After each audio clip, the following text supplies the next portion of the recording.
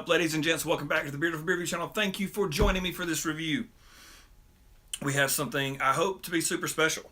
You guys know, after other reviews, I'll link to them here and here. I'll delay them throughout the video, but Fairhope Brewing out of Fairhope, Alabama sent me a box full of beer, and they asked me to review these. They're all taproom releases, but this bottle will make its way to Birmingham market soon. So I wanted to go ahead and review it before it gets here, and hopefully be able to give it a good review. But as always, these reviews will be honest, not compensated for these in any way. I don't know if I pointed this out in my other video, but they gave me this awesome bottle opener, kind of like the opener, only it's printed with Fairhope right there. Got the screw and the magnet right there. I really dig this thing a lot. The 2017 version is gold waxed. Already took the wax off right here. And you guys can see the bottle right there. Got a little writing on the side. This thing is a big bourbon barrel aged imperial stout, coming in at 9.2% ABV. Let's get it into the glass. We're going to go into the Modern Times glass because I think that big dark beers look super sexy in this glass for some reason. So it doesn't stick. It only sticks on the inside of this one as opposed to the way the opener sticks on the outside. All right, here we go. So there's been some complaints about this beer in the past being over-carbonated, thin. I've never had this beer. I don't know why. I have a 2015 and a 2016 in my fridge that I have not opened. I just didn't get around to it. Who knows? I like to age beers. Pouring out really dark cola kind of color. The head looks great on this thing, though. Not a foamy mess. We're going to get it past that Modern Times right there. Pour a little extra. Yeah. Great pour. Got about 1.25 fingers of off-white mocha head. Big soapy bubbles on the top. Super tiny bubbles on the side. Real compact. Got a very tiny bit of light coming through the bottom. The rest of this thing is pitch black. The edges, everything. You guys can see that. I mean, that is nice. Leaving a little bit of alcohol lacing in the glass. Look at that. Give that a chance to focus. That's pretty. All right. Let's get a nose on it. All right. So I got a little bit of bourbon coming off the top first. Some coffee notes. Some dark roasted malts. Some sweet. It's subtle. It's not overpowering. Some subtle vanilla notes coming from the bourbon barrel, I'm sure. There's no...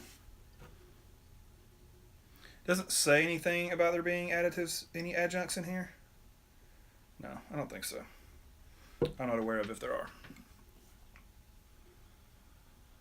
But the predominant nose is bourbon, a little bit of vanilla, roasted malts, small hint of like a sweet coffee kind of deal going on. This bottle has been out of the fridge for probably 20 minutes, maybe 25. I'm going to give it a little bit of time to warm up. All right, let's get a taste on it. That head's pretty much gone, still leaving some alcohol legs on the glass. The vanilla is actually it's a little bit stronger now. I smelled it a couple times. All right, let's get a taste.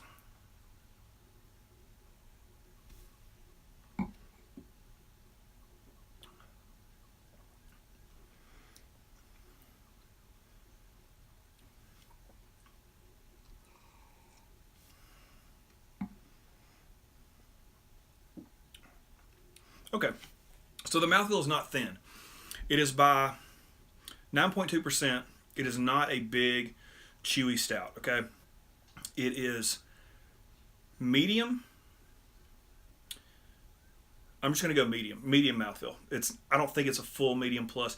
I'll tell you this, though. There's a creaminess about this beer a smoothness that's going to fool you. It fools your mouth, right? It drinks like a medium plus. So the mouthfeel critique, I haven't had it before, but I would say if you thought it was thin, I don't think it's thin right now. By any means, this beer is not watery. The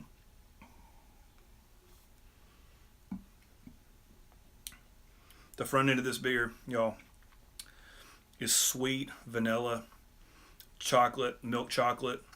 The back end fades into a great dark roast with that Russian Imperial Stout bitterness, that bite of like dark chocolate with probably some hop character too. I'm picking up some hop character bitterness to this thing. It lingers too. The bitterness lingers. It's a really dark char. And it could very well be the barrel. I don't know if it's the barrel or if it's the dark malts that's giving it that character. That said, let me go back into this thing because I'm not getting a whole lot of bourbon. Excuse me.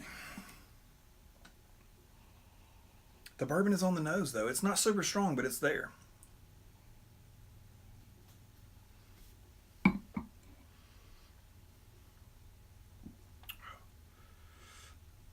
Okay. All right. So the front of this beer, there is, take a sip, let it, roll around in your mouth a little bit. When you swallow, breathe over it, okay? The bourbon is there. It is coming across more as that sweet vanilla bourbon. And there is some barrel character there too. It's not a huge barrel presence, not a huge bourbon presence. So if you're not a huge fan of big bourbon notes, this is an easy drinker. 9.2%. I hate to say this because I don't think that I pick up on it very much, but I don't feel like this beer drinks boozy at all. I think it drinks really smooth. I mean, I've crushed this thing so far.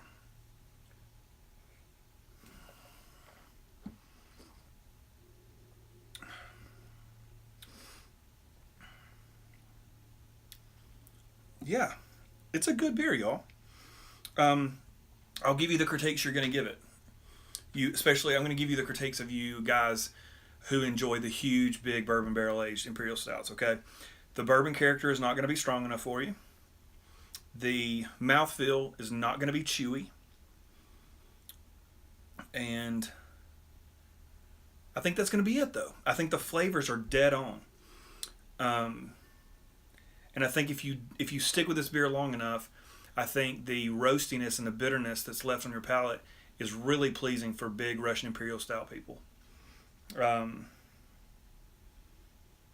like it. I think it's good. I don't know what the price point on this bottle is going to be. Brandon, if you watch this, or Gabe, if you watch this and you leave it in the comments, people will see what the price point is going to be when it gets to Birmingham. Or if you bought a bottle of this from Fairhope, let me know in the comments. But I imagine, I don't think they're going to put a massive price tag on this thing. I think it's going to be worth your money. Okay, I'll put my neck out there. I think it's a good beer. Buy it when it comes into the market. And I would say this. I would say drink it now. I don't think there's any reason to age this beer. I think it's drinking pretty good right now. I think that's all I got. Thanks, Fairhope. I got one more to drink. My wife and I think are going to tag team the kettle sour they sent us. Until next time, y'all. Cheers.